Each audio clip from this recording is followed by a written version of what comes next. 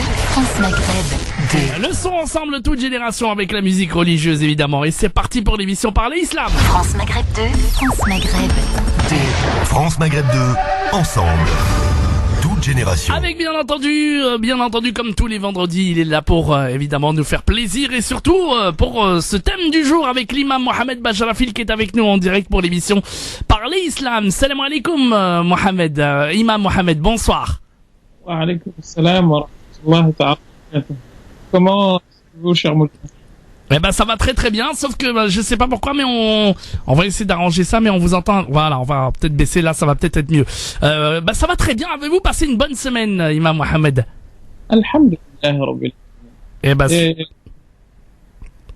ça va, ça a été une bonne semaine? Écoutez, super semaine en tout cas, et on est très content de vous retrouver évidemment sur l'antenne de France Maghreb 2 pour une nouvelle édition de Parler Islam. Et alors, de quoi allons-nous parler aujourd'hui, cher Imam Mohamed? Alors, on va continuer dans ce que nous avons commencé la semaine dernière. Donc d'abord, Bismillah ar-Rahman ar-Rahim.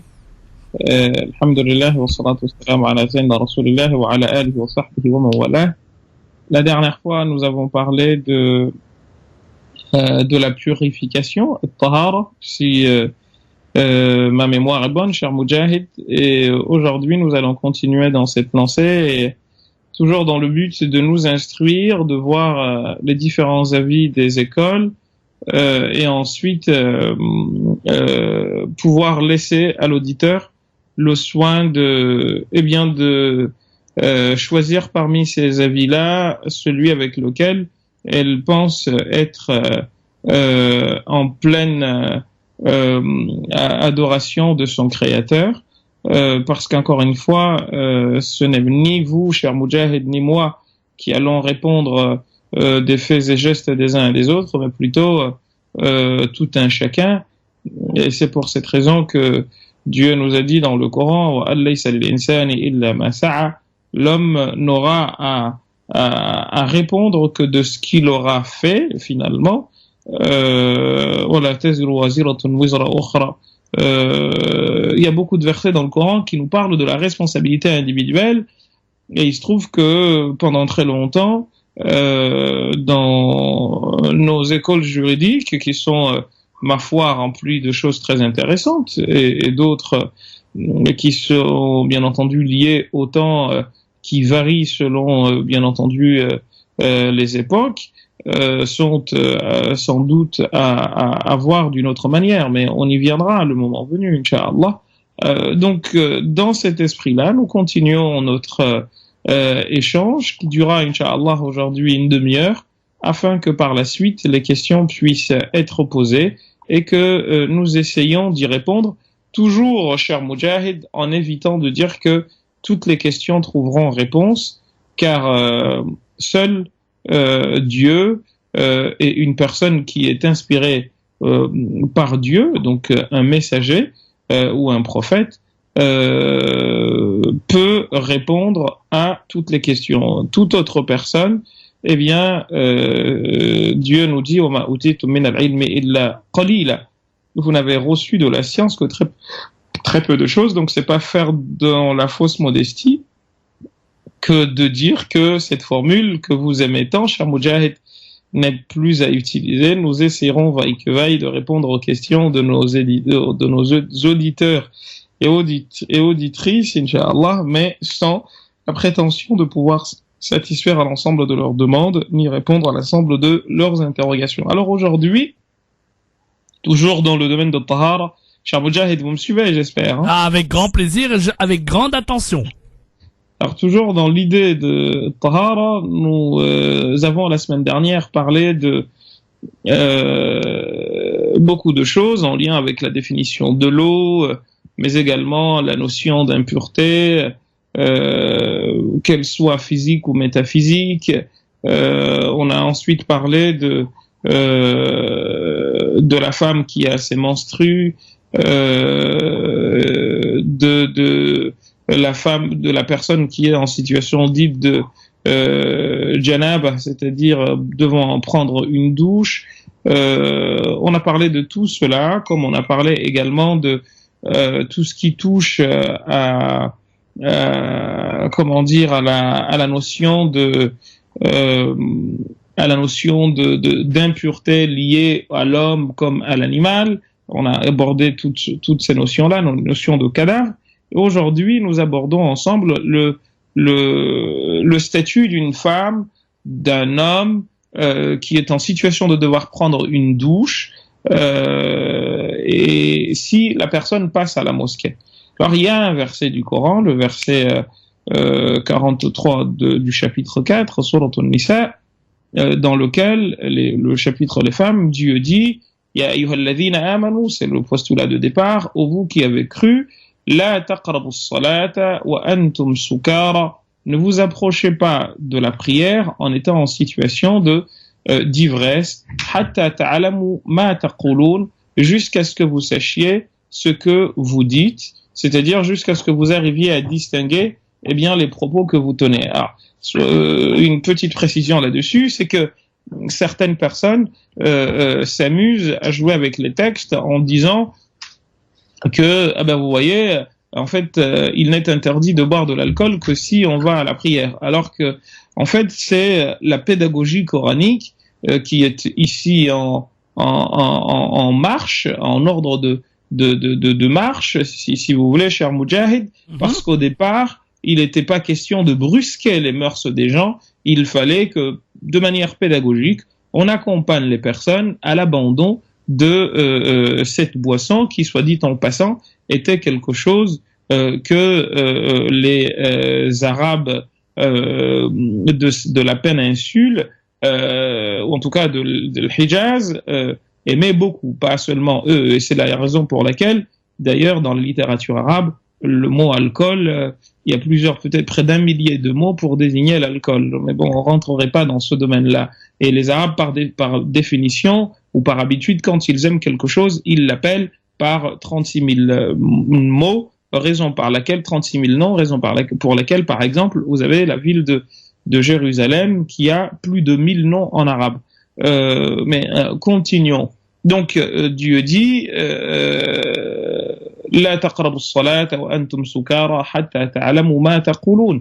Ne vous approchez pas de la prière en étant en situation d'ébriété jusqu'à ce que vous sachiez ce que vous dites. Wala junuban, ni en situation de devoir prendre une douche, illa abiri sabilin hatta taghtasilu, ni en étant en situation de devoir prendre une douche, sauf si vous traversez la mosquée, mais que vous n'y restez pas. وإن كنتم مرضى, si vous êtes malade, ou على سفر, ou en voyage, أو جاء أحد منكم من الغائط, ou un de vous est venu de toilettes, أو لامستم النساء, ou vous avez eu des préliminaires à un acte sexuel. Les uns diront, les autres disent لامستم النساء, vous avez touché la femme. C'est l'avis des Shafi'ites, mais bon, on reviendra là-dessus parce que c'est des versets très intéressants et qui ont fait l'objet de beaucoup de divergences. فَلَمْ تَجِدُوا مَاءً, et que vous n'avez pas trouvé d'eau, فَتَيَمَّمُوا صَعِيدًا طَيِّبًا, faites les ablutions dites sèches. Le terme sa'id également a fait l'objet de beaucoup de débats. Est-ce que c'est toute chose qui dépasse le niveau de la terre, comme c'est le cas des Malikites, même un peu chez les Hanafites, ou plutôt de la terre ayant de la poussière, comme c'est le cas des Shafi'ites. Famsahu biwujuhikum, alors dites faites les ablutions sèches, et il nous donne la définition des ablutions sèches en disant que les ablutions sèches ne se font que sur la figure et les mains. Biwujuhikum wa aydikum inna Allaha kana afuwan ghafura, car Dieu est quelqu'un de très pardonneur et pardonneur. Alors là, c'est le verset qui pose le postulat de départ quant à la situation d'une personne devant se rendre à la mosquée alors qu'elle est en situation de menstrue, parce que ces questions-là sont souvent posées, ou certaines personnes qui n'ont pas pris de douche, qui n'ont pas pris de douche par rapport à ce qu'on appelle les ablutions majeures, donc al-ghusl, le fait de devoir prendre une douche suite à un acte sexuel ou suite à un rêve érotique, ou suite au menstru, ou suite à ce qu'on appelle le nifas, les saignements postnataux, on en a déjà parlé. Eh bien, cette personne-là, nous dit-on, n'a pas le droit, la taqrabu as-salata ici on nous parle de la prière, mais aussi la prière, on a utilisé ici le contenu pour exprimer le contenant, c'est-à-dire l'endroit dans lequel on fait la prière. Donc en l'occurrence, la mosquée. Donc on n'a pas le droit de s'y rendre si on est en situation de devoir prendre une douche, selon ce verset, sauf si on y est contraint en passant directement à la mosquée, parce qu'on doit passer. Alors ici c'est pas le cas, mais des fois on est obligé, par exemple dans une mosquée, si on doit traverser la salle de prière pour aller à une salle de classe, eh bien là, on y est contraint, et dans ce cas, la question ne se pose pas. Et par rapport au hadith, nous avons un hadith recueilli par l'imam al-Bukhari et d'autres, mais également l'imam Abu Daoud, dans lequel il est recueilli de Aïcha radhiyallahu anha que le prophète sallam a dit وجهوا هذه البيوت عن المسجد فإني لا أحل المسجد لحائض ولا جنب. Dirigez-vous les chambres qui se construisaient à l'intérieur de la mosquée du prophète sallam, eh bien ne devez pas être dans la direction de la mosquée pour justement, parce que dit-il, la uhillu al-masjid li ha'idin wala junub, parce que je ne permets pas la mosquée à une femme qui est en situation de menstru ou à un homme qui doit, après une relation sexuelle ou hulm, c'est-à-dire un rêve érotique suivi de sortie de sperme, eh bien ces deux personnes devant prendre une douche, eh bien il leur est interdit, dit ce hadith que Abu Daoud a recueilli, eh bien ce hadith nous dit qu'on n'a pas le droit de passer par la mosquée. L'imam al-Bukhari dans Al-Tarikh al-Kabir rajoute que illa li Muhammadin wa ali Muhammad, il rajoute ziyada, un rajout disant que sauf pour Muhammad et sa famille. Et Aïcha radhiyallahu anha, toujours le même hadith, rapporte que le prophète sallam aurait dit suddu hadhihi al-abwab illa babi Abi Bakr, fermer toutes ces portes à l'exception donc les portes qui conduisaient aux chambres de ses épouses, qui donnaient directement sur la mosquée, sauf la porte de Abu Bakr par laquelle il allait rendre sa visite à sa fille Aïcha radhiyallahu anha, qui est notre mère. Un autre hadith recueilli par Salamata, notre mère, une des épouses du prophète sallam, nous dit دخل رسول الله صلى الله عليه وسلم صرحة هذا المسجد فنادى بأعلى صوته إن المسجد لا يحل لجنب ولا لحائض. Donc toujours dans le même sens que le prophète sallallahu alayhi wa sallam aurait dit que la mosquée ne peut pas être traversée par quelqu'un qui est en situation de menstru ou en situation de devoir prendre une douche par rapport à l'homme. Bien, on va marquer la pause, cher Imam Mohamed, et on va revenir dans un instant, évidemment, avec la suite de ce thème. Très intéressant encore une fois ce soir, et bien entendu on continuera à évoquer toutes ces alternatives, et bien entendu ça se passe d'ici une petite seconde, le temps qu'on marque la pause, et on revient très vite. À tout de suite, Imam Mohamed Bajarfil. France Maghreb 2, France Maghreb 2. Parlez Islam. Parlez Islam. Parlez Islam.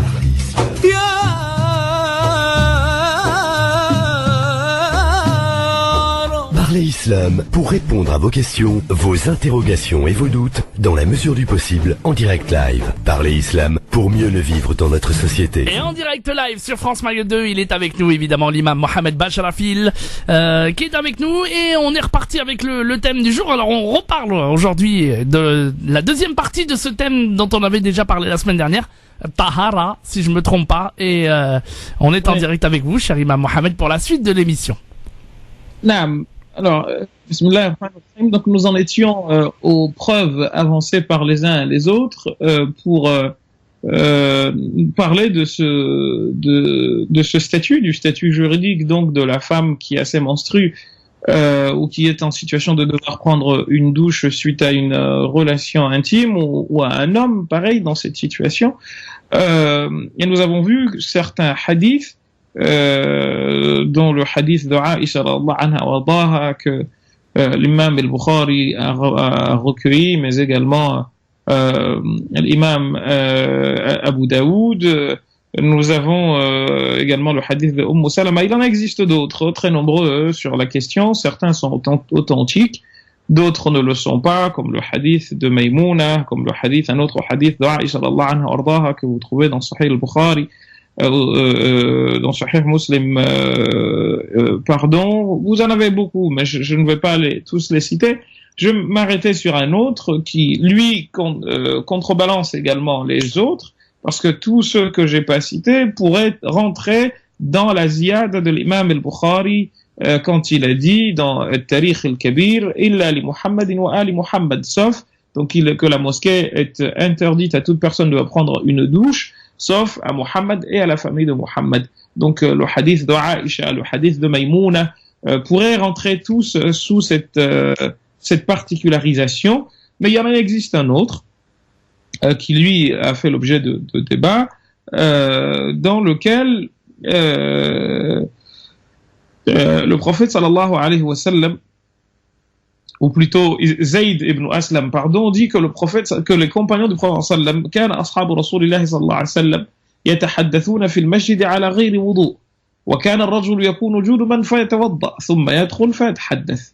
Ce hadith, qui soit dit en passant fait l'objet de débats, notamment l'imam al-Shawkani et l'auteur qui le considère comme da'if, même si Abu Daoud lui dit le contraire, mais en tout cas, il dit que les compagnons du prophète sallallahu alayhi wa sallam, ils discutaient dans la mosquée sans ablution, donc ça la question ne se pose pas, on peut rentrer dans la mosquée sans ablution, mais là où ça devient intéressant, c'est qu'il dit وَكَانَ الرَّجُلُ يَكُونُ جُنُبًا فَيَتَوَضَّأ.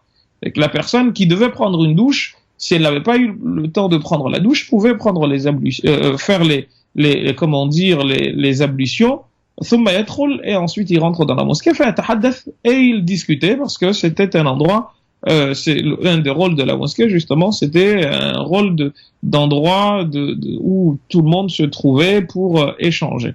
Alors, à partir de ces textes, nous avons maintenant la manière dont ceux-ci ont été compris par les écoles juridiques. On peut dire qu'il y a une unanimité sur le fait que l'homme et la femme qui sont en situation de prendre une douche, eh bien, il leur est interdit de rester dans la mosquée par rapport au verset illa abiri sabil, sauf si tu traverses, comme nous avons dit tout à l'heure, le verset dans Surat An-Nisa 43, sauf si tu traverses la salle de prière, mais tu n'es pas là pour y rester. Les Hanafites et les Malikites disent, pour être précis, il est permis à la femme qui a ses menstrues, mais également à l'homme ou la femme qui doit prendre une douche suite à des relations intimes ou un rêve érotique, de traverser la mosquée lorsque, eh bien, il y a une darura, comme le fait de ne pas trouver d'autre chemin que celui-là.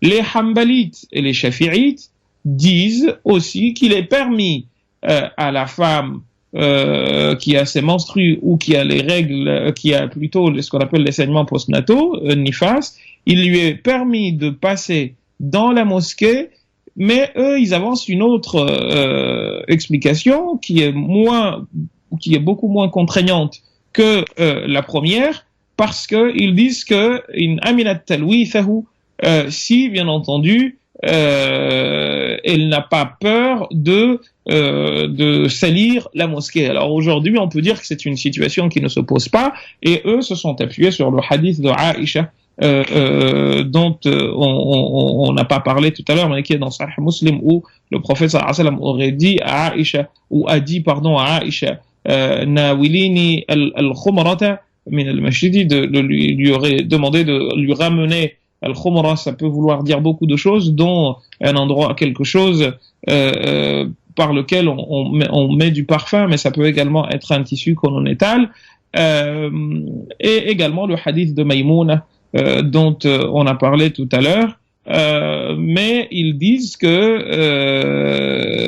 elle ne peut pas rester longuement dans la mosquée, mais en revanche, elle peut passer, si bien entendu, elle ne craint pas de salir, et ce, qu'elle soit dans une situation d'extrême urgence ou pas, elle peut passer si elle est sûre qu'elle ne salira pas de par ses saignements la mosquée. On sait très bien que c'est des questions qui aujourd'hui ne se posent pas.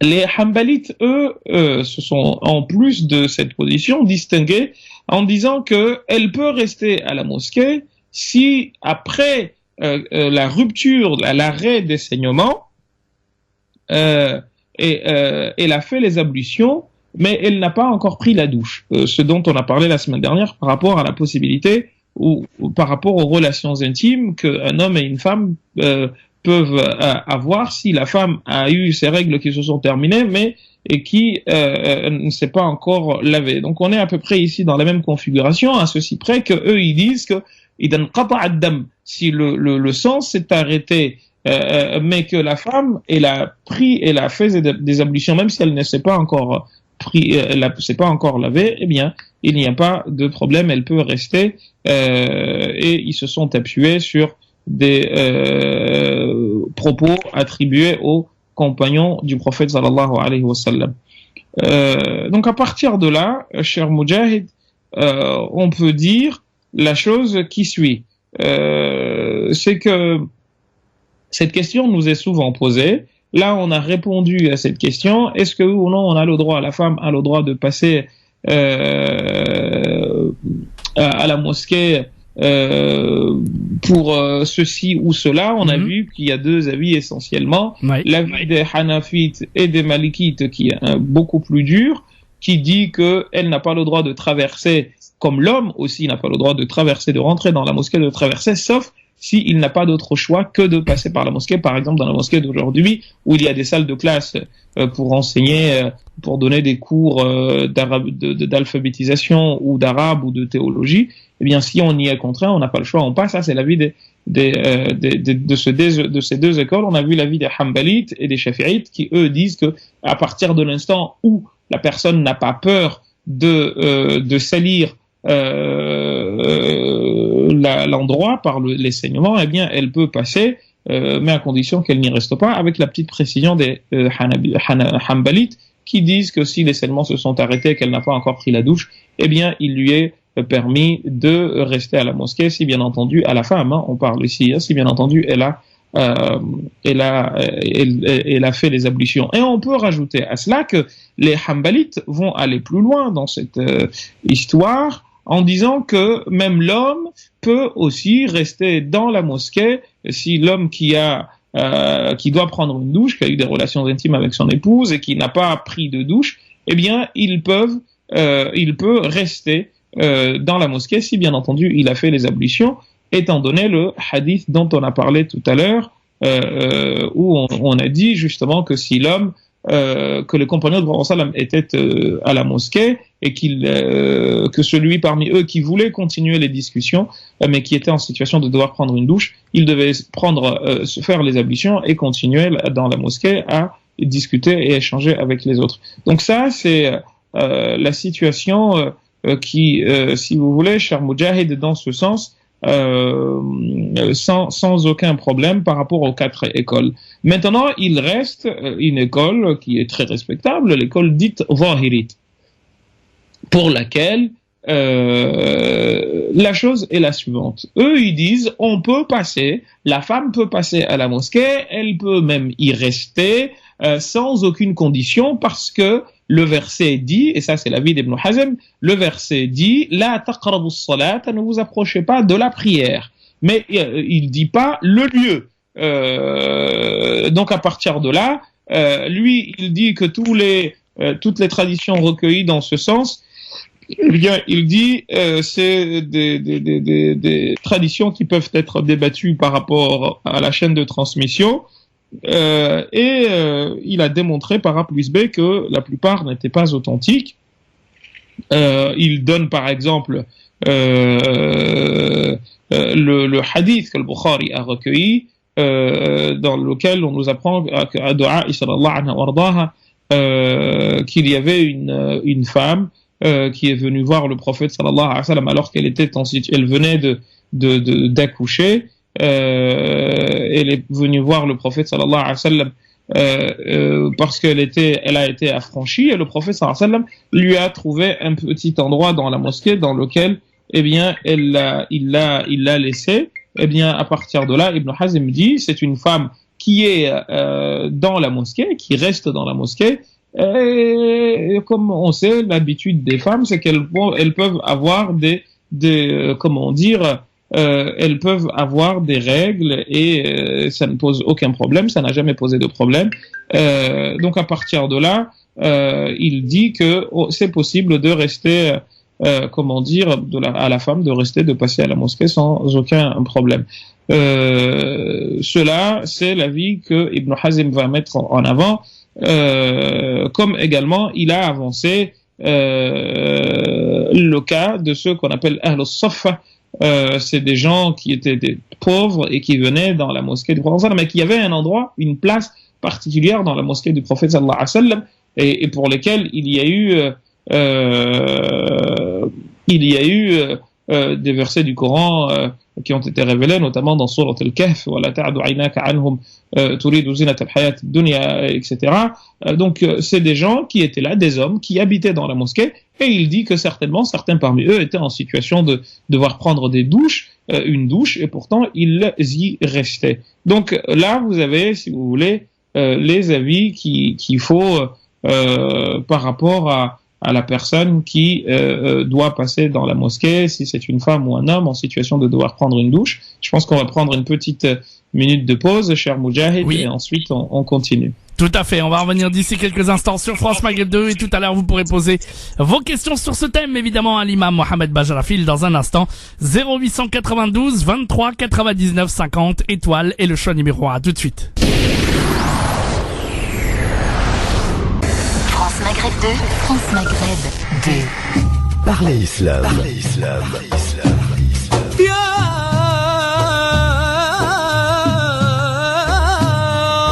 Parlez Islam pour répondre à vos questions, vos interrogations et vos doutes dans la mesure du possible en direct live. Parlez Islam pour mieux le vivre dans notre société. Et nous sommes de retour évidemment pour la suite de l'émission Parlez Islam avec ce soir l'imam Mohamed Bajrafil en direct pour nous. Et on continue à évoquer bien entendu le thème du jour, à savoir la suite du thème de Tahara avec nous et l'imam Mohamed Bajrafil qui est de retour. Rebonjour cher Mohamed à tous les auditeurs qui viennent de vous rejoindre. Salam alaikum, cher Moujahid. Donc, on est arrivé à la dernière partie de la présentation. Après, on laisse la question aux auditeurs et auditrices, Inch'Allah.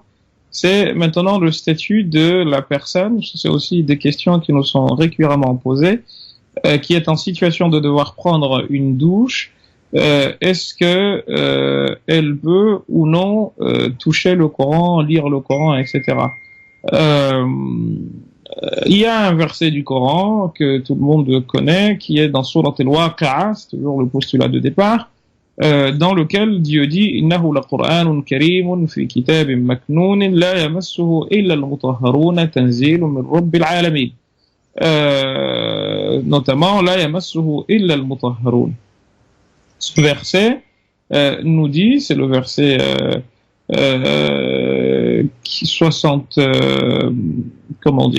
76, si ma mémoire est bonne, de Surat al-Waqi'a, où Dieu dit La yamassuhu illa al-mutahharun. 77, pardon, 78, je me rappelle plus, je suis un peu fatigué aujourd'hui. La yamassuhu illa al-mutahharun, n'ont le droit de toucher le Coran illa al-mutahharun, que les purs. Il y a eu débat là-dessus et on va voir que pour les chiites et même pour certains sunnites, c'est souvent, je le dis là parce qu'il y a des sunnites comme Ata ibn Abi Rabaha, comme le recueil l'imam al-Baghawi dans son exégèse, dit que justement la femme elle a à lire, elle lit le Coran, les têtes des versets, mais aux heures de prière, elle ne fait pas la prière, mais elle fait les ablutions et elle se dirige vers la Qibla, elle fait tasbih, takbir et prie Allah subhanahu wa ta'ala selon bien entendu Ata ibn Abi Rabah et Uqbat ibn Amir et Makhul. Et c'est ce que dit al-Baghawi comme il le recueille dans Sharh al-Sunnah. Mais là n'est pas le temps. Donc aujourd'hui, ou plutôt maintenant, nous abordons cette question. Il y a également quelque chose que nous trouvons chez l'imam al-Muttaqi al-Hindi dans son livre Kanzul Ummal, où il dit que le prophète sallallahu alayhi wa sallam, en recueillant de Ali ibn Abi Talib, كان الرسول صلى الله عليه وسلم يقرأ القرآن على كل حال إلا الجنابة, que le prophète sallallahu alayhi wa sallam lisait le Coran dans toutes les situations, sauf s'il était en situation de janaba, de devoir prendre une douche.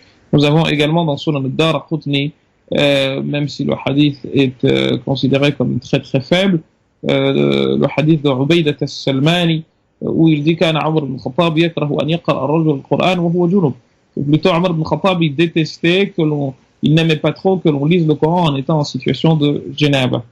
Et un autre hadith de Abdullah ibn Umar et Jabir ibn Abdullah, dans lequel ils disent que le prophète sallallahu alayhi wa sallam ne lisait pas le Coran. Enfin, le prophète a dit justement la yaqra'u al-junub wal-ha'id shay'an min al-Qur'an, qu'aucune de ces deux personnes, la personne qui doit prendre une douche parce elle a eu des règles ou parce elle est en situation de devoir prendre une douche pour relations sexuelles ou rêves érotiques, n'a pas à lire quelques versets du Coran que ce soit. Et ces hadiths-là, ou ce hadith-là en particulier, il y a un monsieur qui s'appelle Ismaïl ibn Ayyash, qui recueille an Moussa ibn Uqbat an Nafi', et At-Tirmidhi dit Ismaïl ibn Ayyash, il avait justement il a fait l'objet de débats, donc je ne vais pas rentrer encore une fois dans ces détails-là. Les fuqaha, comment ils ont débattu de cette situation? Eh bien, les fuqaha, les jurisconsultes, les écoles juridiques sont d'accord pour dire que Sunna et Shia d'ailleurs, qu'il était interdit de toucher le Coran pour une personne qui n'est pas en situation de pureté, donc qui n'a pas les petites ablutions ou les grandes, si bien entendu c'est les grandes ou les petites qu'il faut quelle est la personne. Mais ils ont divergé là-dessus dans plusieurs avis que l'on développera si bien entendu la question nous est posée. Mais au-delà de ça, nous avons un autre avis qui détonne, qui va à l'encontre de tous ces avis. C'est l'avis des Zahirites, qui est aussi l'avis d'Abdullah ibn Abbas dans lequel on nous apprend que, eh bien, la yamassuhu illa al-mutahharun, ce sont ici les anges. Donc, pour l'école de Ibn Abbas, comme c'est l'avis des Zahirites, eh bien, il s'agit là des anges, donc on peut toucher le Coran en étant aussi, quelle que soit la situation. Donc, ils prennent pas les autres avis, les autres hadiths qui ont été cités plus haut, et ils se sont servis de beaucoup de hadiths, comme les écrits que le prophète sallam a envoyés à Héraclès, et il y avait dedans les paroles d'Allah subhanahu wa ta'ala et beaucoup d'autres choses, ce qui fait que je ne vais pas m'étaler là-dessus. Je laisse aux gens la possibilité de poser leurs questions. Là, si vous voulez, on a bouclé la boucle par rapport à ce qui touche à la personne qui doit prendre une douche, qu'elle soit en situation de haïd, de règle, ou en situation de janaba parce qu'elle a eu des relations intimes ou il y a eu un rêve érotique suivi de sortie de sperme. Donc on va se contenter de cela, cher Moujahid, et on reçoit les questions, Inch'Allah. Inch'Allah, voilà. Si vous avez des questions, évidemment, sur le thème aujourd'hui du jour, à savoir les impuretés, le tahara ou tout ce qu'on a évoqué tout à l'heure, évidemment, dans les précisions, eh bien, vous pouvez nous appeler au standard 0892 23 99 50 étoile et le choix numéro 1 pour arriver directement ici au standard avec vos questions en direct à la radio.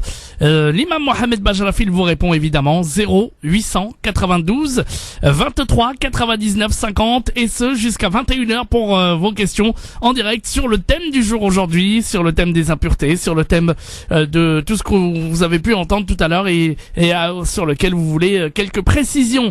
0892 23 99 50 étoile et le choix numéro 1, on vous attend. Allez, merci de nous rejoindre sur France Maghreb 2 évidemment. 0892 23 99 50 étoile et le choix numéro 1 pour poser vos questions à l'imam Mohamed Bajrafil. Cheikh, nous avons déjà un premier appel. sur le thème aujourd'hui de, bien entendu, des ablutions, de Tahara et tout ce qui tout ce qu'on a évoqué tout à l'heure au 0892 23 99 50. Il s'agit de monsieur Tarek qui est avec nous, qui nous appelle de Cachan. Salam alaikum, monsieur Tarek. Wa alaikum salam. Est-ce que vous entendez bien Tarek, monsieur Shir? Oui, je l'entends. Ça Très bien. m'a. Oui, bonjour. Vous m'entendez? On vous entend très bien. Oui, voilà. J'ai une question pour le Shirbaj Rafil. Naam, faddal, habibi. Voilà. Je voulais savoir par rapport à la perte des ablutions, est-ce qu'on peut perdre les ablutions si on a, pas un rapport intime avec sa femme, mais on a eu comme des câlins? Oui, il faut refaire les ablutions, naam. D'accord. Notamment s'il y a eu la sortie de ce qu'on appelle l'wadi, parce qu'on en a parlé la semaine dernière, c'est pour ça qu'on n'en a pas reparlé. Il n'y a pas eu de relations intimes, mais il y a eu la sortie d'un liquide blanchâtre suite à justement une situation d'excitation qui n'a pas été suivie de relations intimes. Eh bien, on refait ces ablutions, mais pas les grandes ablutions, juste les petites. D'accord. Et des fois, Hachek, quand on va aux toilettes et qu'on pousse un peu, il y a du liquide qui sort. Il faut refaire les ablutions aussi? Liquide qui sort par rapport à quelle situation, frère? Parce qu'on a deux liquides essentiellement, voire trois. Il y a justement le liquide qui vient suite à une situation de préliminaires intimes mais qui n'ont pas été suivis de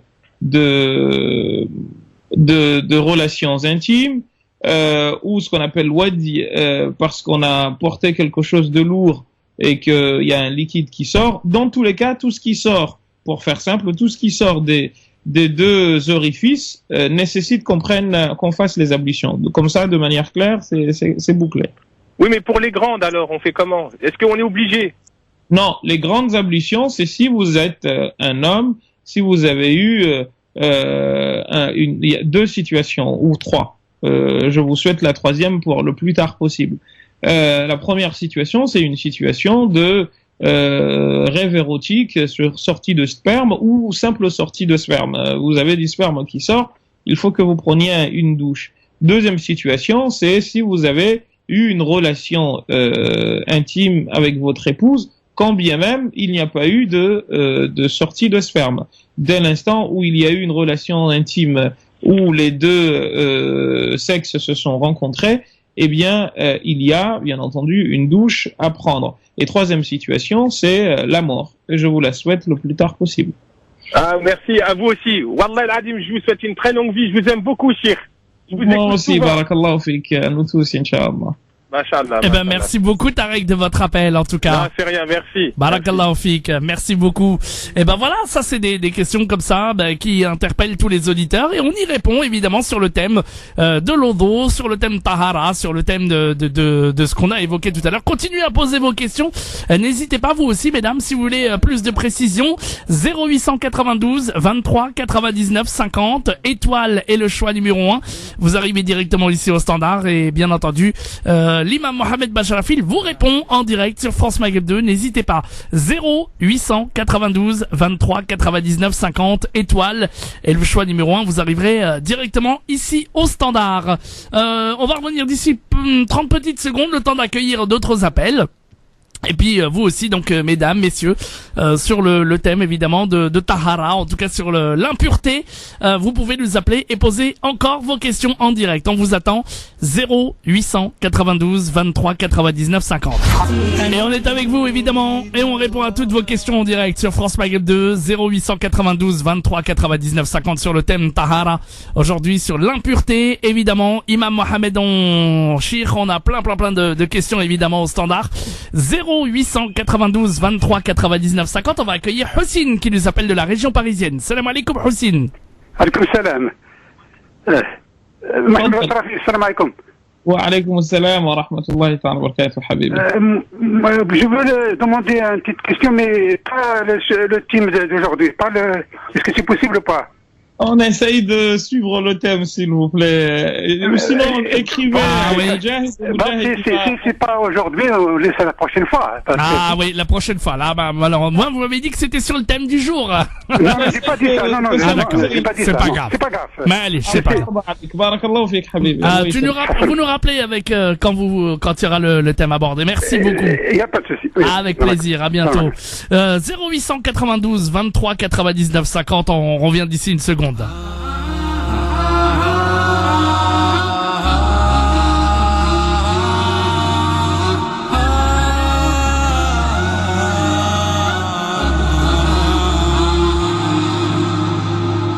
created the sun? He's Allah Almighty. Who created the moon? He's Allah. Et nous sommes de retour à 20h pile poil sur France Maghreb 2. Et nous sommes de retour sur France Maghreb 2 évidemment avec vos questions en direct au standard 0892 23 99 50. On a un auditeur, cher Imam Mohamed Bajarafil, qui nous parle du thème du jour justement. Il s'appelle Amin. Salam alaikum Amin. Salam Mujahid, salam Cheikh. عليكم السلام ورحمة الله وبركاته. تفضل. يا شيخ بغيت نسولك على واحد السؤال. سي با غاف جو بارل en arabe. الأحسن بالفرنسية. معليش on traduira. Qui nous écoute de partout. Mieux en français s'il vous plaît. De préférence en français mais sinon allez-y. Je vais poser la question. Moi, alhamdoulilah, moi je fais ma prière à l'heure, mais le problème c'est chaque fois j'ai du gaz qui sort. Et ma femme, il me demande toujours de faire les ablutions complètes à chaque devant et arrière et les ablutions normales. Et moi, chaque fois, même ça m'arrive, même dans ça, c'est un problème pour moi, quoi. Mais des moments où je fais que les ablutions normales. Je lave pas à chaque devant et derrière. Là. Alors, ça dépend, cher frère, si vous avez ce qu'on appelle salas al-baraz ou salas al-rih. C'est un problème dit de flatulence.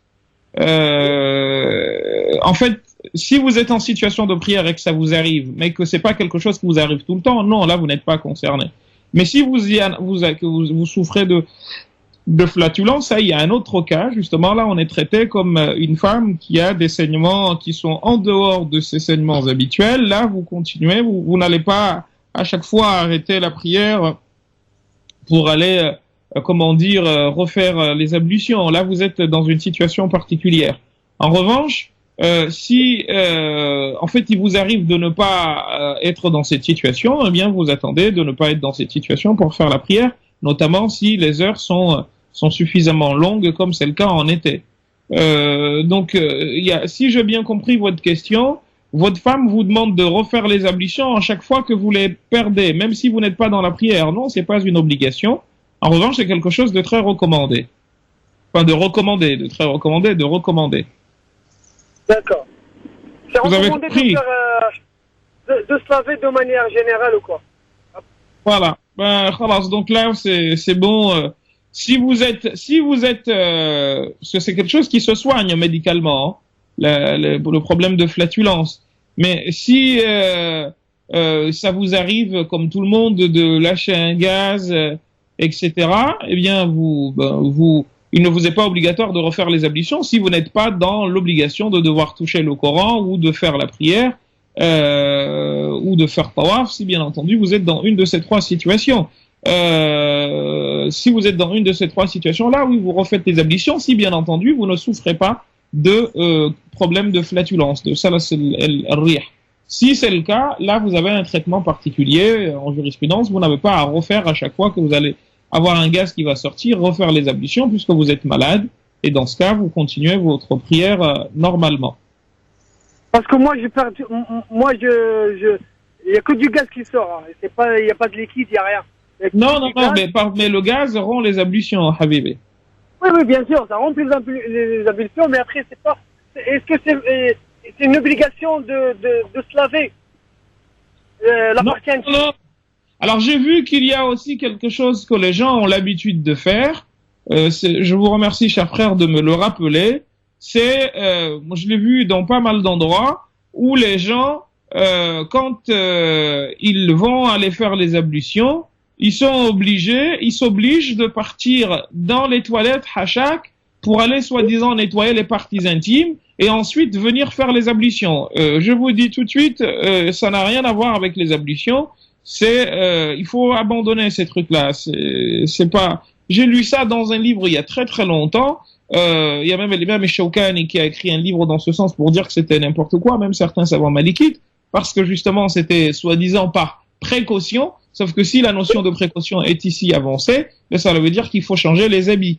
Parce que cela voudrait dire que les habits ont été entachés, souillés par l'urine, etc. Donc ça n'a rien à voir. Vous faites les ablutions normalement parce que vous les avez perdues, soit parce que vous avez été aux toilettes, soit parce que vous avez lâché un gaz, ou parce que quelque chose est sorti, comme ce qu'on a dit tout à l'heure, liquide sorti suite à liquide qui sort d'un orifice parmi les orifices naturels autre que le nez, c'est-à-dire le devant ou le derrière de l'homme.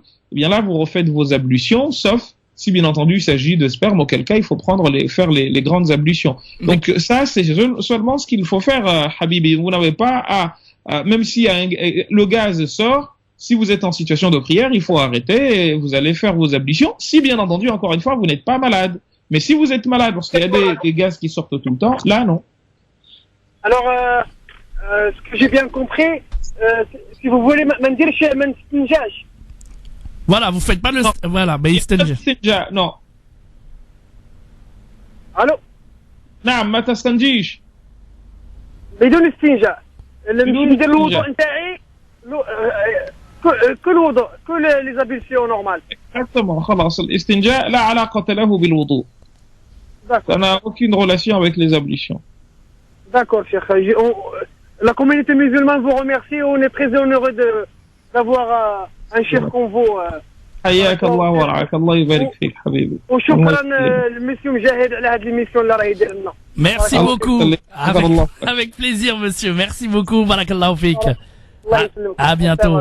Au revoir. Merci beaucoup. Ce qui est pas du tout moi qui fais l'émission, c'est monsieur l'imam Mohamed Bajarafil et on est très honorés. Merci en tout cas beaucoup de vos encouragements, cher monsieur, ça fait plaisir. 0892 23 99 50. Si vous aussi, mesdames, messieurs, vous voulez parler évidemment du thème de l'impureté aujourd'hui, de toutes les possibilités, l'odo, plein de questions comme cet auditeur ou des auditrices également qui veulent nous poser d'autres questions. 0892 23 99 50. Vous faites la touche étoile. Le choix numéro 1, et ben voilà, cher imam, ça fait plaisir, il y a plein de gens qui se conforment à parler du thème du jour et on est très honoré de pouvoir accueillir tous nos auditeurs. N'est-ce pas? C'est une très bonne chose. Ouais, très bonne chose. On continue, on attend vos appels d'ici quelques instants. 0892 23 99 50 étoiles et le choix numéro 1. Que vous soyez à Paris ou en région parisienne, que vous soyez en province, on vous accueille sur le standard 0892 23 99 50. À tout de suite. Allez, merci de nous rejoindre sur France Maghreb 2, évidemment, avec vos appels en direct au standard 0892 23 99 50 étoiles. Et le choix numéro 1, l'imam Mohamed Bajarafil qui est avec nous répond à toutes vos questions. Enfin, sur le thème du jour aujourd'hui, à savoir l'impureté, les ablutions, tout ce qui est en rapport avec l'impureté. Évidemment, 0892 23 99 50. Imam Mohamed, on va accueillir une auditrice de Marseille. Elle s'appelle Nawel. Elle est avec nous. Salam alaikum Nawel. Wa alaikum salam wa rahmatullahi wa barakatuh. Je voudrais en fait intervenir parce que moi je suis atteinte d'incontinence. Et pour tenir mes ablutions, c'est un peu délicat parce que j'ai une tenue, un uniforme, et dans la journée je peux pas en fait me retenir parce que j'arrive pas, et je me tâche un peu avec l'urine à chaque fois. Donc comment faire en fait? En fait, on y a répondu tout à l'heure, chère sœur. On vous dit que au moment d'entrer dans la prière, vous lavez l'endroit qui a été touché par, lorsqu'il vous est pas obligatoire de changer tout le temps d'habit, notamment si c'est une incontinence liée à l'urine, par exemple, le salasul baoul, vous faites vos ablutions, vous rentrez dans la prière. Si ça continue de sortir, vous faites comme si de rien n'était, vous continuez parce que c'est quelque chose, vous ne pouvez pas vous en empêcher. Vous avez compris. Même si ça sort, il ne vous est pas obligatoire de vous arrêter, d'aller changer, de reprendre, sinon vous vous en sortez pas. Non, mais... En revanche, il y a des situations où vous savez par exemple il peut se passer 1 heure sans qu'il y ait rien, eh bien, attendez que vous voyiez cela avant de vous mettre à faire la prière. D'accord. Mais par contre, des fois, je fais le Tohor et l'Asr, mais en fait, j'ai pas l'occasion de me changer entre-temps parce que je suis au travail. J'ai les habits qui sont déjà souillés. Donc, je sais pas en fait comment faire.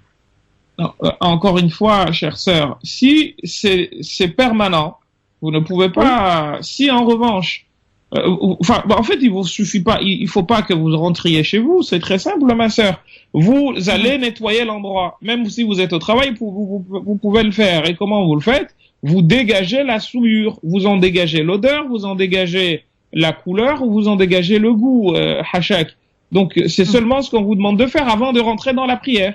Donc, si l'endroit qui a été touché, hachak, par l'urine, ben, vous prenez de l'eau, vous rajoutez, vous aspergez l'endroit de manière à ce qu'il n'y ait plus ça peut se faire très rapidement. Et après, vous rentrez dans la prière. Une fois dans la prière, ce qui va se passer, il n'y a pas de problème. Mais juste au moment de rentrer, vous nettoyez l'endroit de manière à ce que ce soit propre. Ensuite, vous rentrez. Et une fois que vous êtes rentré dedans, eh bien, il n'y a aucun souci à ce que ce qui se passe se passe. D'accord, ok. Là, merci beaucoup. C'est bien compris? Oui, c'est bien compris, oui. Merci beaucoup, Nawel, de votre appel, en tout cas, et de votre question. Merci. Marseillais. Ah oui. Vive l'OM, c'est comme ça. Ah, vive l'OM! Attention, vive l'OM! Bon, ben voilà, merci beaucoup, Nawel, de votre appel, et vous revenez quand vous voulez sur le standard, d'accord? D'accord, merci. À bientôt. Merci. Au revoir. 93.8 pour les Marseillais qui nous écoutent évidemment. Vous êtes les bienvenus et puis tous les autres appels évidemment on continue à vous répondre en direct au 0892 23 99 50 étoile est le choix numéro 1 pour arriver directement ici au standard pour parler de l'impureté, pour parler de tout ce qui vous gêne en tout cas et savoir si bien entendu comment faire en sorte que ça soit validé. On a évoqué déjà pas mal de choses avec l'imam Mohamed Bajarafil tout à l'heure sur le tahara, sur les impuretés évidemment. On a fait 2 émissions en rapport avec ce thème évidemment et vos questions qui continuent en direct 0892 23 99 50 étoile est le choix numéro 1 pour arriver directement ici au standard. On compte sur vous évidemment. Si vous avez des questions, n'hésitez surtout pas. 0892 23 99 50. S'il y a des questions aussi sur les ablutions, les monstrues, etc. pour vous, mesdames, ou d'autres thèmes en tout cas abordés, il n'y a pas de souci. Enfin, en tout cas sur ce thème de Tahara. 0892 23 99 50. Imam Mohamed, on revient dans 30 secondes avec d'autres appels en direct sur France Maghreb 2. France Maghreb 2. France Maghreb 2. Sur 91.3 FM. 91.3 FM. À Reims et toute sa région. Allez, vous n'hésitez pas. 0892 23 99 50.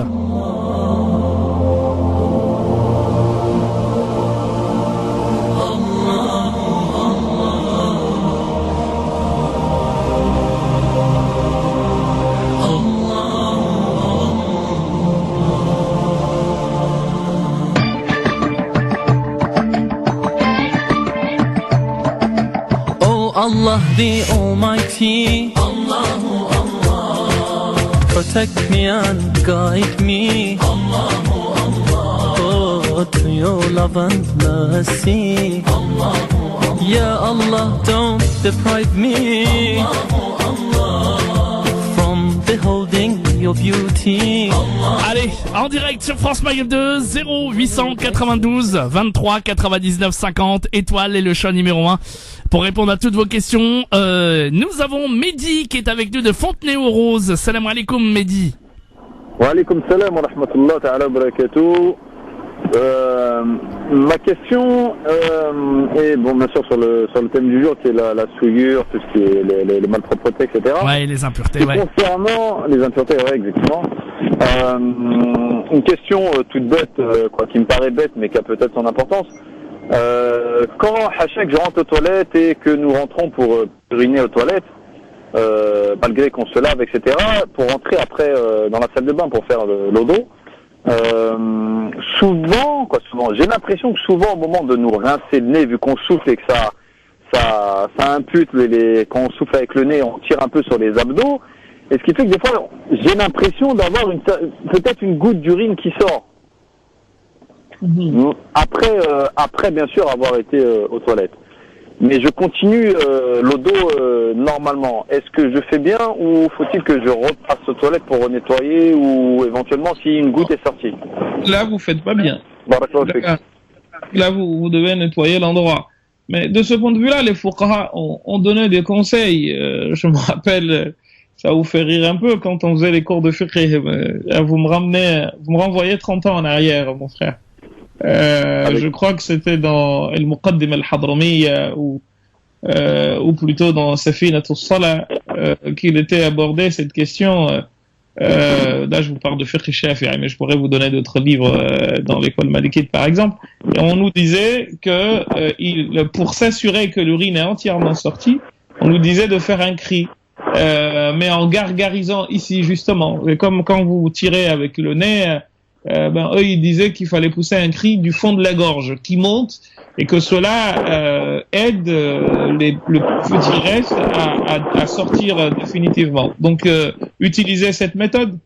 Ce sera mieux comme ça, en fait, à l'endroit, pendant que Hachak vous êtes aux toilettes, en poussant. Eux, ils disent qu'en faisant ce petit cri, eh bien, ça aide à libérer définitivement le restant d'urine de manière à ce que vous n'ayez pas à subir cela. D'accord. Ok, donc c'est-à-dire même si, par exemple, si on a l'impression qu'il y a une goutte éventuellement qui sort, même si on n'est pas sûr, vaut mieux se relaver et rechanger de caleçon. Alors, si vous n'êtes pas sûr, là, vous avez le doute. Justement le doute, vous essayez de prendre l'avis vers lequel vous penchez le plus. La certitude, regardez, n'hésitez pas à regarder. Si vous voyez que votre culotte est mouillée, vous changez. Et là, vous changez de culotte et vous purifiez l'endroit. Autrement, si c'est pas le cas, s'il y a rien, vous faites vos ablutions normalement. Ok, d'accord. Et voilà. C'est pour ça que maintenant, des fois, ce que je fais, c'est que j'attends une dizaine de minutes, voire un quart d'heure avant de faire le dos et éventuellement de... Non, mais là, vous ne réglez pas la situation pour autant, parce que la situation, c'est de savoir si votre sous-vêtement est souillé ou pas. Parce que si votre sous-vêtement est souillé, vous devez le changer. Sauf encore une fois, si vous êtes dans la situation dont on a parlé tout à l'heure avec la sœur, la situation d'être dans ce qu'on appelle salas, une situation d'incontinence. Une incontinence liée soit à du sang, parce qu'il y a 3 types d'incontinence. Vous avez une incontinence liée au sang, une incontinence, ou justement ce qu'on appelle les métroragies. Vous avez une incontinence qui peut être liée au gaz, ou une incontinence qui peut être liée à l'urine. Et dans tous les cas, vous devez... il y a des règles à suivre qui se ressemblent au fond, sauf si on se situe chez les malikites qui eux facilitent la situation encore plus parce qu'ils te disent que tu n'as pas besoin de refaire les ablutions à chaque fois si tu es dans une situation d'incontinence, à part si bien entendu il y a eu autre chose que ce dont tu souffres comme incontinence. C'est-à-dire que celui qui a une incontinence des urines, eh bien les malikites te disent le mieux c'est que tu attendes par exemple la fin de l'heure de la prière de Zuhur pour faire les ablutions, de manière à faire les ablutions et ensuite à enchaîner avec la prière de Asr, de manière à ce que tu n'aies pas à faire les ablutions tout le temps, parce qu'ils estiment que la personne souffre déjà, elle est déjà malade, on n'a pas à lui rajouter des problèmes. Ce que les autres ne disent pas. Les autres disent qu'il faut qu'à chaque fois tu refasses les ablutions, même si, après les avoir faites, le long de la pratique, de la prière par exemple, ou de la lecture du Coran, vous constatez qu'il y a des choses qui sortent, mais il n'y a pas de problème, étant donné, encore une fois, que c'est une situation de maladie. Autrement, c'est pas votre cas. Ce que je vous conseille, c'est cette petite recette de grand-mère ou de grand-père que vous trouvez dans les livres de fiqh, les moutounes d'avant, très très très anciens. Je vous dis là, vous me faites retourner une trentaine d'années en arrière. Vous me rappelez mon enfance quand on faisait des cours de fiqh là-dessus. On vous dit de pousser, de gargariser un peu ici au niveau de la gorge, de manière à ce que ça aide le petit restant d'urine sorte. Et ben voilà mon cher. Merci beaucoup de votre appel et barakallahu fik de nous avoir appelé pour ça. Et si pas bien. Hein. Ah, le si pas bien, qui reviendra demain, Inch'Allah. Non, t'es un tricheur, je joue pas moi. Ah bah. Ah, Shakul Wahed, y a pas de souci, y a pas de problème. Merci beaucoup, Rouya, à bientôt. Au revoir, à bientôt. 0892 23 99 50, étoile et les champs numéro 1. Vous avez vu, hein, Imam Mohamed, il m'a dit que j'étais un tricheur. Ben là, je rentre pas dedans. C'est la question qui peut mettre la tête. Non, c'est l'autre jeu, le jeu dit si pas bien. Vous savez, le jeu où il faut pas dire si pas et bien. Mais on vous l'expliquera un jour, vous verrez. Mais je vous signale, cher Moujahid, que vous me devez un pack de fruits. Ah oui, une corbeille de fruits, oui, c'est vrai, ça. Bah, on va s'arranger. Faut qu'on oui, tout à fait, on va s'en occuper très rapidement, cher Imam Mohamed Bajarafil. Vous savez que c'est ce que je mange. En fait, je mange très peu de nourriture et beaucoup de fruits. Donc, on va vous faire plaisir. Promis, on va s'en occuper tout à l'heure en antenne, d'accord? Allah yusallimak habibi. Inch'Allah. On va revenir dans un instant sur France Maghreb 2, évidemment, avec vos appels. 0892 23 99 50. On parle de l'impureté, évidemment. Toutes vos questions et dans un instant, d'autres questions. 0892 23 99 50. Parlez Islam pour répondre à vos questions, vos interrogations et vos doutes dans la mesure du possible en direct live. Parlez Islam pour mieux le vivre dans notre société. Notre partie de l'émission Parler Islam, évidemment, avec vous. On est encore là pendant 45 minutes pour répondre à vos questions en direct au standard au 0892 23 99 50 sur le thème de l'impureté aujourd'hui, des impuretés en général.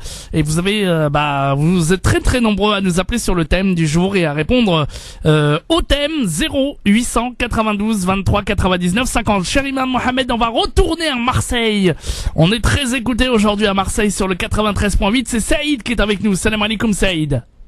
Salam alaikum. Salam alaikum al-Hajj. Alaikum salam wa rahmatullahi. Avant de poser ma question, permettez-moi s'il vous plaît un petit peu, depuis tout à l'heure j'écoute un petit peu les questions qu'on vous pose. Non. Et je comptais dire un peu à tout le monde et aux auditeurs que l'islam est la religion la plus simple au monde. C'est vraiment la plus simple. Et des fois, il y a besoin un petit peu de logique. C'est vraiment que de la logique qu'on a. On a besoin juste un peu de logique. Donc j'écoute un petit peu les réponses. Elles sont carrément que logiques. Et il faut pas se compliquer la vie. L'islam, c'est la religion la plus simple au monde. Et ça, j'aimerais que les auditeurs ils le comprennent bien. Parce que les incontinences, etc., les maladies, même pendant le ramadan, on sait que quand on est malade, on peut pas pratiquer à 100%. Donc, il n'y a pas besoin, des fois, de poser des questions parce que, excusez-moi, je manque pas de respect à tous les auditeurs. Je sais que des fois, on se pose la question, mais des fois, on ne prend pas un petit peu de logique. Bon, en dehors de ça, que je voulais dire ça. Ce que vous dites est vrai, cher frère, mais le prophète, sallallahu alayhi wa sallam, a dit le remède à l'ignorance, as-su'al, c'est la question. Et ensuite, nous qui répondons, nous avons l'obligation aussi de répondre de la manière, comme vous dites, la plus logique qui soit, mais surtout, nous avons l'obligation de vous considérer aussi, vous qui nous écoutez et qui nous posez les questions, comme des gens capables de réfléchir au minimum autant que nous. Parce que je ne sais pas, vous êtes peut-être ingénieur, vous êtes peut-être médecin, je ne vous connais pas, et du coup, souvent on a tendance à infantiliser la personne qui pose la question. C'est la raison pour laquelle nous autres on essaye avec les moyens qui sont les nôtres de dire que non, en fait l'infantilisation c'est pas quelque chose qui est digne en islam. On doit au contraire considérer la personne comme telle, en lui présentant les avis. C'est une manière de responsabiliser la personne en lui disant attention, moi ce que je te dis là, encore une fois, c'est pas une émission où on fait de la fatwa, c'est une émission où on fait une vulgarisation de savoir, afin justement, comme vous l'avez dit à juste titre, que, eh bien, tout un chacun, non seulement il retrouve son compte, mais aussi et surtout puisse prendre connaissance de la diversité des opinions qui existent sur une question, parce qu'elle peut être simple, mais finalement, même ce qui vous paraît simple, il faut que vous sachiez que d'autres l'ont rendu difficile, etc., et voir comment, en tant que faqih, pas celui qui dirige la prière, mais faqih au sens véritable du terme, hein, le juriste, eh bien comment il prend une question et il l'expose en quelque sorte en sortant plusieurs avis. Voilà, au fond, ce que nous essayons de faire dans cette émission. Donc, mais votre question, elle est fondamentale parce que c'est une recommandation prophétique. Le prophète nous a dit, ad-din yusrun, la religion, elle est facilitée. Fa'awghil fihi birifqin, rentre-y en étant en situation de, en étant dans la douceur. Wa la yushadda ad-din ahadun illa ghalabah. Et personne ne la rendra difficile sans que celle-ci ne la jette par-dessus bord. Raison pour laquelle, chers frères, les personnes qui veulent rendre la vie difficile aux gens, eh bien, tu les trouves en pleine contradiction de ce qu'ils disent. Moi, vous ne devez pas me considérer comme quelqu'un d'infaillible, loin de là. Je fais au minimum autant de bêtises que vous, si ce n'est plus. En revanche, quand on échange, je dois vous considérer comme capable de me comprendre, comme surtout capable de comprendre au minimum autant que moi, parce qu'encore une fois, je ne vous connais pas, je ne sais pas si c'est ma fille ou mon fils, je peux me dire, ou mon neveu, ah c'est mon fils Baboul Baraka, ou c'est ma fille une telle, je sais qui sont mes enfants et je sais quels sont leurs niveaux, mais même eux, je dois les considérer. Qu'en est-il de quelqu'un dont je ne connais ni l'âge, ni le bagage intellectuel, etc.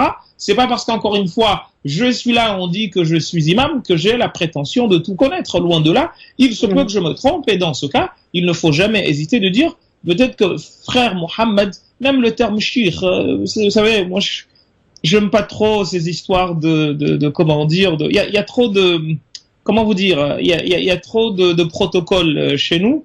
J'ai dit Mohammed, c'est le prénom qu'on m'a donné quand je suis né et c'est le meilleur des prénoms parce qu'il est un prénom me référant à mon prophète et à notre prophète. Donc pour nous, c'est le meilleur des prénoms. Et puis basta. Mais bon, chez nous, on aime bien les artifices. Alors, désolé pour cette. Il n'y a pas de souci. Alors, monsieur, quelle était votre question à vous, Inch'Allah? Ma question, elle était au niveau de la tahara.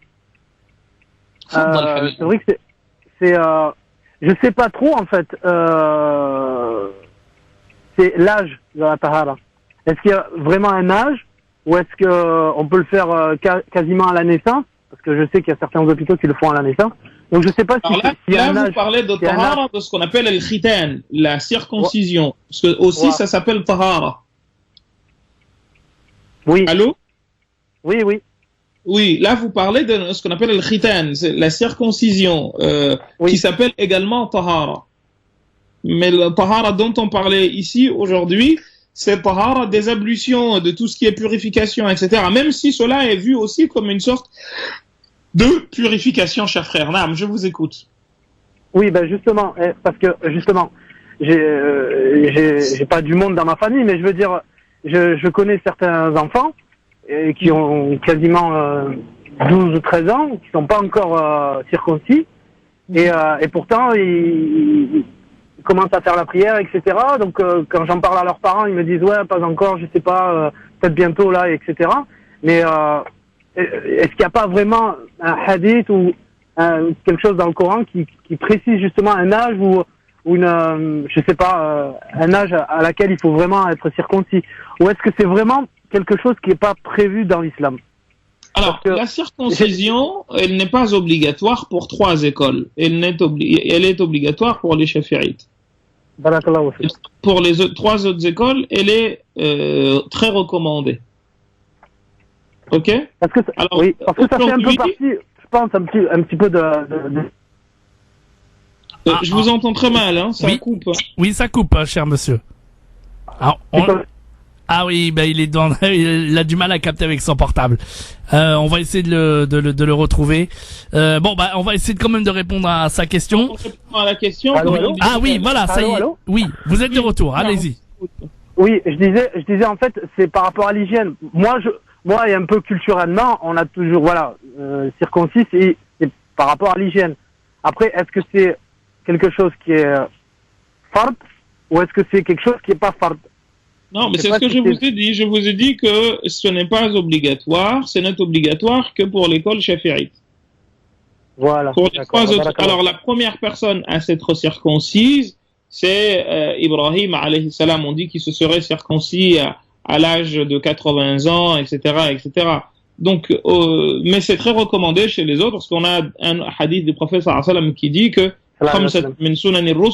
il y a 5 choses qui font partie des habitudes des messagers, parmi lesquelles le khitan, la circoncision. Alors, sachez que la circoncision, c'est quelque chose qui était dans les habitudes des Arabes, hein, et également chez nos frères des autres confessions, comme les Juifs. La circoncision également, elle est très importante chez eux. Pour en islam, ce n'est pas obligatoire pour 3 écoles, et c'est obligatoire pour l'école shafi'ite. Mais vous avez raison, par rapport à l'hygiène, sachez que une étude sérieuse de l'OMS, dont je ne me rappelle plus exactement la date, dit que, notamment au Kenya, que la circoncision arrêterait ou diminuerait les chances d'attraper le sida à peu près à 60%.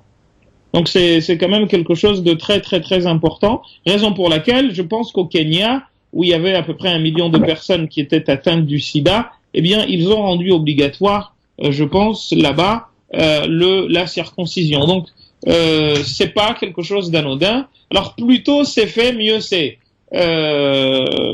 Plus tôt c'est fait, mieux c'est, ne serait-ce que par rapport à la souffrance de l'enfant. Mais il n'y a rien qui interdise que l'on fasse pas la prière parce qu'on n'a pas été circoncis. Alors, il y a le cas aussi de nos frères qui se convertissent à l'islam. Certains exigent que, avant de se marier avec leur fille, ils soient circoncis.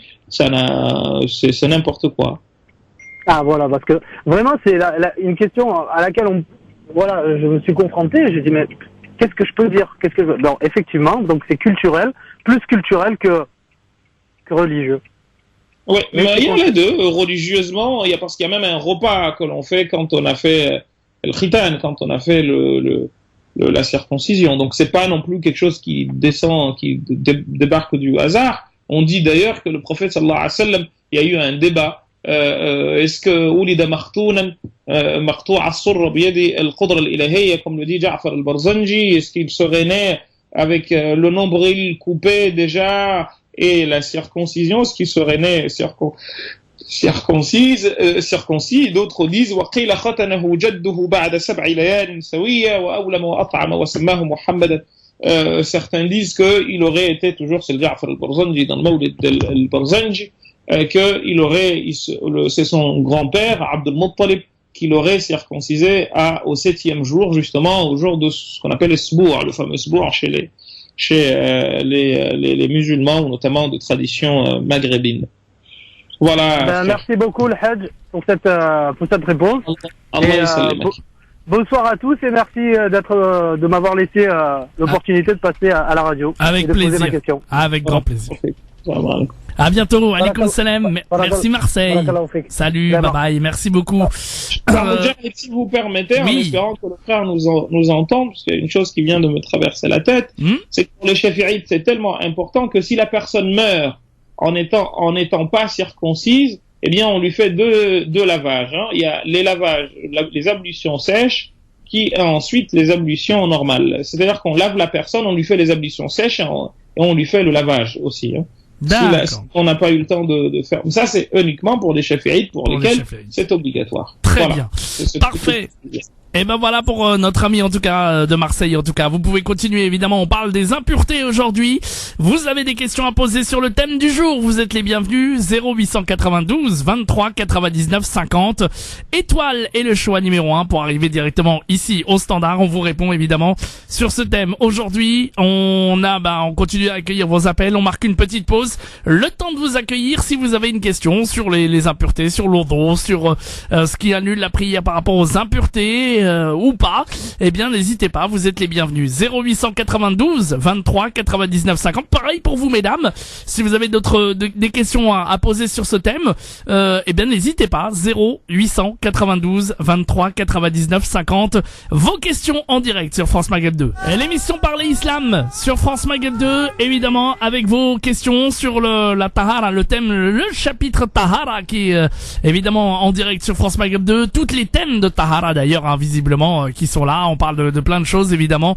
0892 23 99 50 étoile est le choix numéro 1 pour poser vos questions en direct à la radio, évidemment avec l'imam Mohamed Bajrafil qui vous répond en direct. On a eu pas mal de questions, on a eu sur l'incontinence évidemment, sur pas mal de choses. eh ben on continue à évoquer évidemment ce thème de Tahara. Cher Imam Mohamed, on va marquer la pause de publicité, comme ça on sera tranquille, et puis on va attendre évidemment les auditeurs et les auditrices pour parler de ce thème du jour, évidemment, la Tahara. Peut-être vous pourrez peut-être qu'on peut les aider à une direction pour poser quelques questions, cher Imam Mohamed. Oui. Mais en même temps, peut-être ce qu'on a dit a été suffisamment clair. Oui, peut-être aussi, peut-être. Mais écoutez, on revient dans un instant, on va voir en tout cas. Donc n'hésitez pas, et on revient pour la dernière partie de l'émission Parler Islam. Si vous aussi vous avez envie de poser votre question sur le thème Tahara, ben n'hésitez pas. 0892 23 99 50 étoiles et le choix numéro 1. N'hésitez pas, à tout de suite. Allez, nous sommes de retour donc avec l'imam Mohamed Bachrafil en direct, et vos questions au standard au 0892 23 99 50. En attendant les appels des auditeurs, cher imam Mohamed, on va peut-être donner d'autres choses, continuer à parler de ce thème, ou évoquer d'autres choses, ou faire quelques rappels. Alors, oui, il y a beaucoup de choses à dire sur ce sujet. On a traité du fait de toucher le Coran ou pas, si on est en situation de... Ah oui, on n'a pas eu de question par rapport à ça, oui. Enfin, on a eu... Souvent, nous nous sommes posés, notamment par rapport aux sœurs qui sont... On y a répondu d'ailleurs en partie la semaine dernière, qui sont en situation qui sont indisposées, et qui, par exemple, veulent lire le Coran, etc., ou le toucher. On a dit qu'il y avait une unanimité par rapport au hadith qu'on a cité, mais également par rapport au verset la yamassuhu illa al-mutahharun. Et on a dit beaucoup de choses dans ce sens, en disant que il faut savoir qu'il y a une unanimité, ou plutôt une écrasante majorité, parce qu'on va voir que c'est pas une unanimité, pour dire qu'on n'a pas le droit de toucher le Coran pour quelqu'un qui n'est pas en situation de pureté, qu'il s'agisse de grande ou de petite, ni même de le réciter si on est en situation de grande impureté par rapport au hadith que nous avons cité également tout à l'heure. Mais il y a des divergences à l'intérieur de cela. On voit par exemple les Hanafites qui disent clairement qu'il est interdit d'écrire le Coran, et donc écrire une phrase, un verset du Coran, ou toucher le Coran, sauf si on le touche par une couverture qui en est séparée, quelque chose, par exemple, il y a un sac et le Coran est contenu dedans et tu touches le sac, et donc il n'y a pas de problème. Et certains disent même ils disent qu'il est déconseillé, de toucher le Coran par la manche de la djellaba, parce que c'est considéré comme suivant ses habits. Mais ils ont dit qu'on peut en tourner les pages par un stylo. Comme ils ont dit également, ils ont dit que pour quelqu'un qui écrit les livres ou un cours de droit, de droit musulman, il peut prendre une feuille par la manche, bien entendu s'il y est contraint. Et certains parmi eux ont été même plus loin en disant que même les livres d'exégèse, on n'a pas le droit de les toucher, et ça c'est l'avis d'Ibn Abidin dans son Hashia. Lui il va même plus loin, ils ont été plus loin, ils ont dit que même les évangiles et la Torah, on n'a pas le droit de les toucher, parce que pour eux c'est la parole d'Allah subhanahu wa ta'ala. On peut regarder, si on a le temps, Bada'i al-Sana' d'Imam al-Kasani, et également Hashiyat ibn Abidin, Durr al-Mukhtar, on trouvera ces propos-là. Les Malikites disent qu'on n'a pas le droit de toucher, on n'a pas le droit d'écrire le Coran quand on est en situation de devoir prendre une douche. Là, on parle pas des petites ablutions, ni de toucher la couverture du Coran, même par quelque chose qui serait un intermédiaire. Et ils ont divergé sur le fait de porter le Coran comme une sorte de talisman.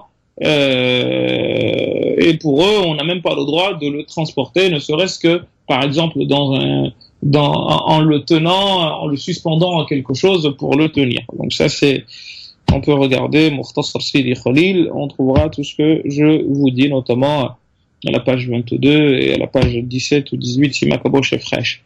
Ensuite, vous avez chez les Shafi'ites qui vous disent que celui qui n'a pas les ablutions n'a pas le droit de toucher le Coran ou de l'emmener, soit par quelque chose qui le tient, ou même dans une valise, ou même alors je vous parle pas de le mettre dans sa manche.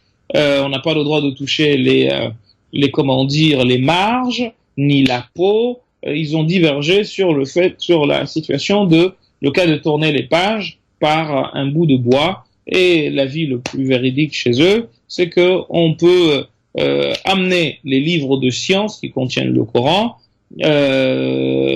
comme on peut aussi apporter les monnaies les billets ou les pièces qui ont des versets du Coran. J'avais déjà dit la semaine dernière que l'imam al-Jurjani, parmi les grands shafi'ites, voit que l'on peut toucher le Coran pour quelqu'un qui n'a pas les ablutions dans les kutab, dans les écoles coraniques, et ainsi que le rôle de celui qui enseigne, en l'occurrence une femme ou un homme qui n'a pas ses ablutions, si bien entendu étant donné qu'on est en situation de l'enseigner et qu'on est amené à le toucher souvent. Mais pour ce qui est des livres d'exégèse, il n'y a pas de problème pour les Shafi'ites là-dessus, sauf qu'ils sont un peu compliqués, un peu comme les Hanafites là-dessus, mais ils sont beaucoup plus compliqués que les Hanafites parce qu'ils te disent qu'on va regarder la quantité de Coran et la quantité d'exégèse. Si la quantité d'exégèse est plus importante que les versets, comme l'exégèse d'Ibn Kathir, comme l'exégèse de Al-Baydawi, Al-Razi, etc., ou pour citer la plus célèbre parmi les dernières, Al-Tahrir wa Tanwir de l'Allama Mohamed al-Tahir ibn Ashur, ou Khawatir al-Sheikh al-Sha'rawi, Allah yarhamhuma. Si on constate cela, eh bien on peut toucher le livre d'exégèse sans aucun problème. Ou si l'exégèse est autour du Coran, c'est-à-dire il est dans la marge et le Coran est au milieu, avec une distinction qui est bien entendu précise, qui nous permet de voir. Si en revanche c'est juste une petite exégèse et que le Coran est beaucoup plus important, eh bien pour eux on n'a pas le droit de toucher le Coran le livre dans cette situation. Les Hanbalites, eux, disent que on peut porter le Coran avec quelque chose qui le tient, ou dans un carton ou une caisse, comme on peut toucher les livres dans lesquels il y a du Coran, comme les livres de fiqh et de tafsir, etc., parce que ça, c'est pas du Coran. Donc là, on a donné ces avis. Il y a aussi l'avis qu'on a déjà cité tout à l'heure, l'avis de Zahiriya, qui dit que non, la yamassuhu illa al-mutahharun, il s'agit là des anges, et qu'à partir de là, on n'a pas à se casser la tête avec des hadiths dont Ibn Hazm, mais pas seulement lui, ont discuté de l'authenticité. Donc ils te disent que tu peux toucher le Coran parce que, encore une fois, il n'est touché que par des gens purs, il s'agit là des anges et non des humains. Donc pour eux, ils voient aucun problème à ce que nous agissions ainsi. Ils ont donné d'autres avis dont on a parlé tout à l'heure. Je n'en vois pas l'utilité de revenir là-dessus. Donc en un mot, c'est les avis qui existent sur la question. Donc là, la boucle est bouclée, comme on dit. Oui. Vous avez 4 écoles juridiques, les Hanafites, ce qu'ils ont dit, les Malikites, les Shafi'ites et les Hanafites. On a rajouté, bien entendu, les Zahirites. On pourrait même donner l'avis de Ja'fari chez les chiites, mais bon, c'est encore un autre débat. Différent de ce que les autres disent, hein. Ils disent que c'est haram de toucher le Coran. Ils ont même été jusqu'à dire qu'on n'a pas le droit d'écrire même le nom Allah, etc., si on n'est pas en situation d'ablution, mais également les noms des prophètes, les noms de leurs imams, comme c'est le cas de Murtada al-Ansari, parmi les plus grands fuqaha de chez eux. Il dit que on n'a pas le droit de toucher toute chose sainte en étant dans une autre situation qu'une situation d'ablution. Donc là. Ah oui, là, oui, c'est carrément autre chose. Ah bah écoutez, en tout cas, voilà, on a fait le tour de la question. De quoi allons-nous est-ce qu'on a déjà le thème de la semaine prochaine, cher Imam Mohamed? Non, la semaine prochaine, Inch'Allah, on abordera la question on continuera toujours dans cette démarche de